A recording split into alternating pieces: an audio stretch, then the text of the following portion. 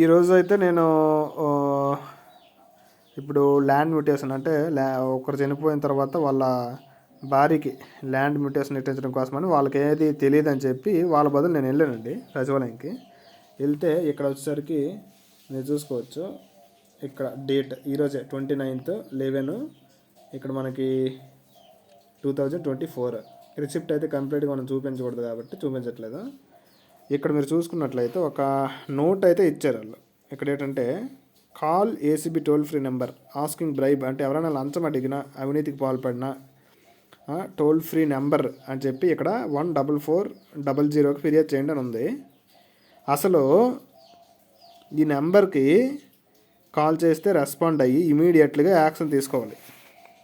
కానీ మన గవర్నమెంట్ కానీ మన వ్యవస్థ, మన ఇండియా వ్యవస్థ ఇక్కడ ఎంత దారుణంగా ఉందో మీరే చూడండి ఒక్కసారి.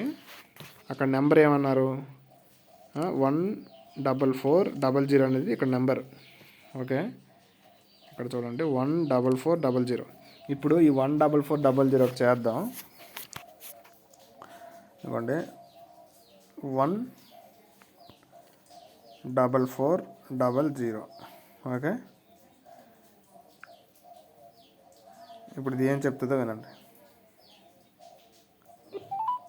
మీరు డైల్ చేసిన నంబర్ సరైనది కాదు, దయచేసి మీరు డైల్ చేసిన నంబర్ని సరి చూసుకోండి.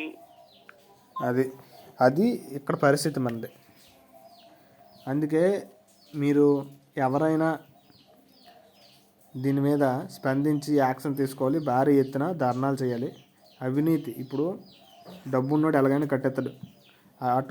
ఇప్పుడు ల్యాండ్ మ్యూటేషన్ పెట్టడం వల్ల 3000 అడిగారు, 3000కి సాలలేదన్నారు. విఆర్ఓ మారిపోయాడు. ఇప్పుడు ఇంకొక విఆర్ఓ వచ్చి ఇంకో 1000 అడిగారు, సాలలేదన్నారు.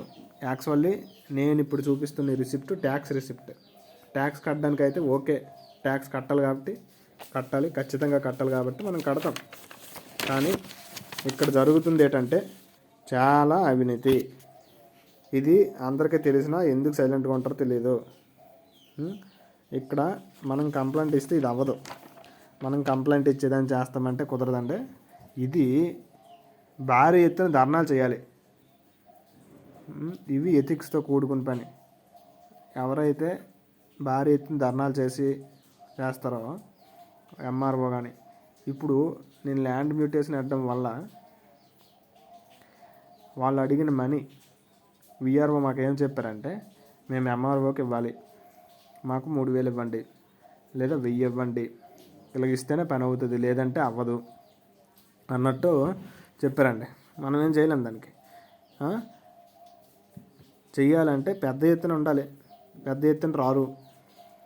వాళ్ళు అదనంగా తీసుకొని రెచ్చిపోతున్నారు. ఇది ఏపీ గవర్నమెంట్ అని కాదు, ఆల్ ఓవర్ ఇండియా ఉంటుంది. కానీ దీన్ని రూపుమాపే ఉద్దేశం ఉంటే దయచేసి అందరూ కలిసికట్టుగా ప్రయత్నించాలని మనవి. ఇక్కడ యాంటీ కరప్షన్ బ్యూరో నెంబర్ అయితే పనిచేయట్లేదు. ఇది ఒక పెద్ద దరిద్రం మనకి.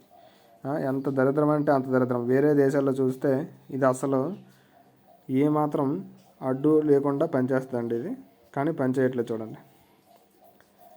ఇది చాలా దారుణాలు జరుగుతున్నాయి. ఏపీ గవర్నమెంట్ వ్యవస్థ కానీ ఏ గవర్నమెంట్ వ్యవస్థ కానీ అయినా సరే చాలా దారుణాలు జరుగుతున్నాయండి. ఇది మనం కలెక్టర్ దృష్టికి తీసుకుని వెళ్ళాలి. ఇది చాలా ఘోరమైనటువంటివి. పాపం రోజువారీ కూలికి పనిచేసి నెలకి 5-6 వేలు లేదా 10,000 సంపాదించేటోళ్ళు వారి భూమి వారి యొక్క వేరే వ్యక్తులకి మార్చడానికి వేలకు వేలు లంచాలు ఇవ్వాల్సి వస్తుంది. లంచాలు తీసుకొని పని చేయకుండా ఆఫీసుల చుట్టూ మళ్ళీ తిప్పించి చాలా సమయాన్ని వృధా చేసి బాధను కలిగిస్తున్నటువంటి పరిస్థితి ఈరోజు. మనం ఏం చేయాలంటే ఇలాంటి రూపుమాపాలి, ఇలాంటి రూపుమాపడానికి ట్రై చేయాలి. ఇప్పుడు మనం ఇలాంటి వాటిని పవన్ కళ్యాణ్ గారికి, సిబిఎన్ గారికి డిమాండ్ చేసి అడగాలండి ఇది. కానీ మనం ఏంటి అడుగుదామంటే, పలానా ఎమ్మెల్యేకి ఎవడైనా ఏదైనా అంటే వాళ్ళు మాత్రం వచ్చి ఒక సామాన్యుడిని హింస పెడతారు. హింస పెట్టడంలో పాలిటిక్స్ యూజ్ చేసుకుంటారు. ఇలాంటివి చాలా జరుగుతాయి. అంతేగాని ఎంతో నలిగిపోతున్న సామాన్ల గురించి ఎవడో ఆలోచించడు. ఇది పరిస్థితి. వీటన్నింటికి పరిష్కారం వెతికే మార్గంలో మనం కొనసాగాలి. ఖచ్చితంగా మీకు ఇలాంటివి జరిగితే కలెక్టరేట్ వద్దకు వెళ్ళి కంప్లైంట్ ఇవ్వండి. నేనైతే దీనికి కంప్లైంట్ ఆల్రెడీ ఇచ్చాను. ఇచ్చిన తర్వాత దాని ప్రొసీజర్ అంటే మేము చూస్తాం. మీరు మాత్రం ఇలాంటివి జరిగితే ఈ 14400 పనిచేయట్లేదు కాబట్టి కలెక్టర్ ఆఫీస్కి వెళ్ళి కంప్లైంట్ ఇవ్వండి.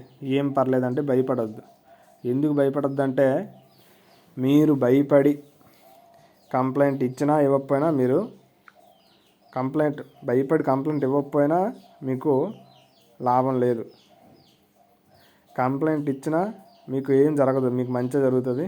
ఎందుకంటే పక్కా ప్రూఫ్స్ పట్టుకోండి.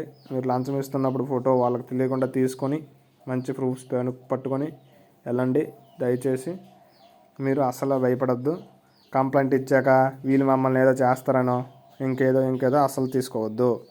ఎందుకంటే వాళ్ళు మనల్ని ఏం చేయలేరు. ఎందుకు చేయలేరంటే అక్కడ మనం హయ్యర్ అఫీషియల్స్ కలెక్టర్కి కంప్లైంట్ చేస్తాం. కలెక్టర్ కూడా లంచగొండ అయ్యి కలెక్టర్ కూడా వినకపోతే మనం దాన్ని వదలొద్దండి. పట్టుదలతో కంటిన్యూ చేస్తే ఇలా తప్పు వాళ్ళది ఉంది కాబట్టి వాళ్ళు ఏం చేయలేరు. ఇది ఎవరికి తెలియదు కాబట్టి భయపడుతూ ఉంటారు. తప్పు వాళ్ళది ఉన్నప్పుడు వాళ్ళు ఏం చేయలేరండి ఎంత ఇచ్చేసినా. కాబట్టి మీరు కలెక్టర్కి కంప్లైంట్ ఇవ్వండి ఇలాంటివి జరిగితే. ఇన్ కేస్ వాళ్ళు నమ్మకపోతే కోర్టులో పిటిషన్ దాఖలు చేయండి. కోర్టులో వేయండి కేసు. లాయర్ని పట్టుకొని వేయండి.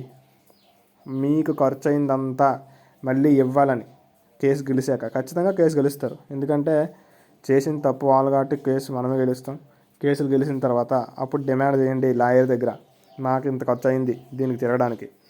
సో అలా డిమాండ్ చేస్తే ఖచ్చితంగా మీరు పెట్టిన ఖర్చు అంతా మళ్ళీ తిరిగి వెనక్కి వస్తుంది. Okay, thank you.